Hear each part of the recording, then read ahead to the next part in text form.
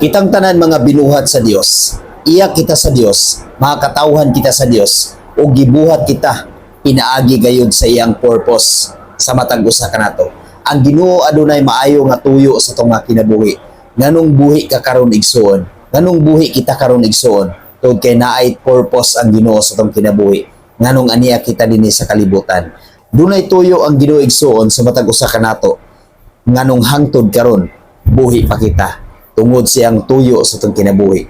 Tungod siyang purpose sa tong kinabuhi. Gibuhat kita nga adunay purpose dinhi sa kalibutan. Busa magpagamit gayud kita ngadto sa Ginoo. Atong ipagamit ang atong mga kinabuhi, ang atong mga kaugalingon ngadto sa Ginoo. Isip iyang makatawhan. Tungod kay iya kitang panon, iya kitang mga binuhat. Ug alang lang gayud sa Ginoo ang atong kaugalingon.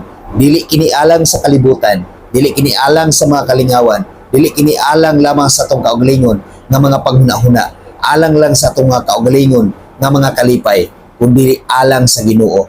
Mao iyang tuyo sa atong kinabuhi nganong gibuhat kita niya.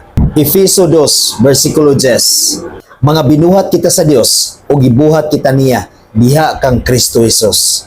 Aron magbuhat kita og maayo nga maoy iyang tuyo alang kanato. Igsoon aron kita masayod sa tuyo sa Ginoo sa atong kinabuhi.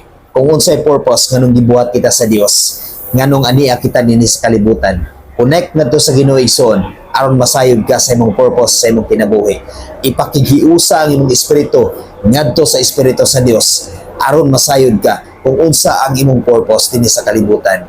Magpadayon kita sa pagpahimuot sa Ginoo. Magpadayon kita sa pagbuhat sa kabubuton sa Dios. Magpadayon kita sa pag-alagad o sa pagsimba ngadto sa Ginoo tungod kay gibuhat kita nga adunay tuyo ang Ginoo sa atong mga kinabuhi.